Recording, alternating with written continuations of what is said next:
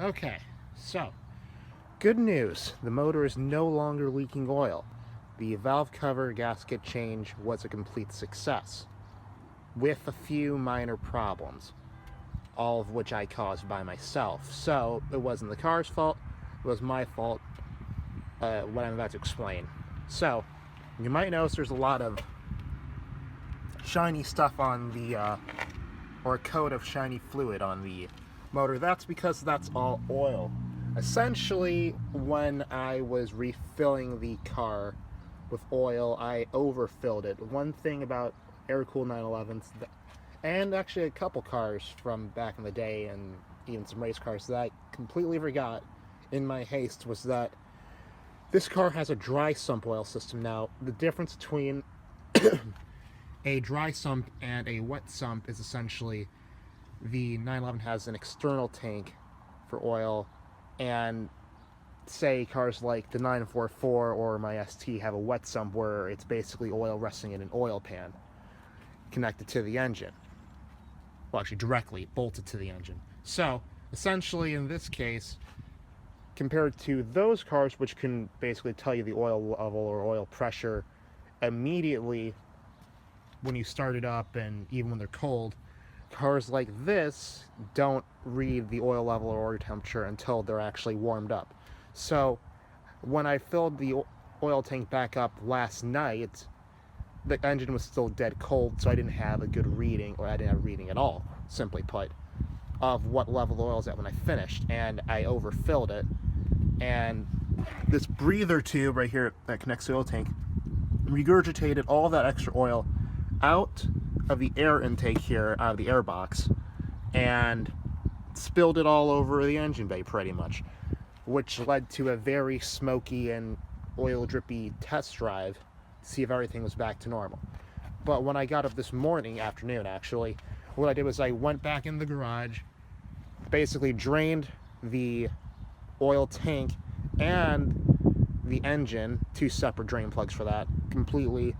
This time measured out the oil carefully and added it back in appropriately while the engine was warm so I could get a proper read. So now, when I get back in the car, you can see, when I turn the motor on, that I do have a proper reading. I know it's because the engine kind of cooled down a bit, but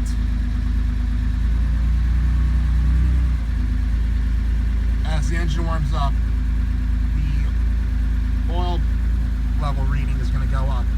And now you can see that I have an optimal amount of oil in the car for it to stay perfectly lubricated. So, quite simply put, everything is right. Everything is going well right now. The only reason the car is currently smoking is because of the excess oil on the headers, or heat exchangers, that's what this car has. So that will be smoking for a little bit. I don't know, drive it a while, see it, and it'll go away instead of letting it sit in the garage. But as it stands right now, the 911 is now perfectly good to drive with friends in the car or family, and I don't have to go places smelling oil when I get there.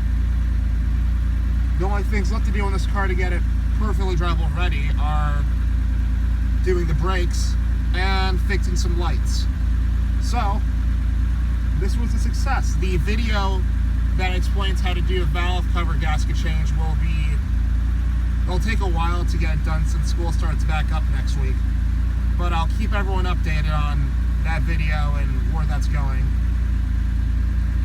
So yeah, thanks for watching. And if you like what you see and this kind of stuff, why not subscribe or to stay updated or something like that, because this is fun for me at least. So yeah, you guys have a nice day, night, time, wherever you are right now, and I'll see you next time. Also, I have a garage to clean up before school gets back up, because both the 944 and the 911 have to get back in the garage because we have a small driveway, and I made a considerable mess, one that my mother's not happy about, in the garage and the driveway So I have to pick up some sand and or kitty litter and do that right now before she gets back. Lots of oil. And then also I'll be cleaning the 911 Zenja Bay eventually. But for now, that's all. So thanks for tuning in.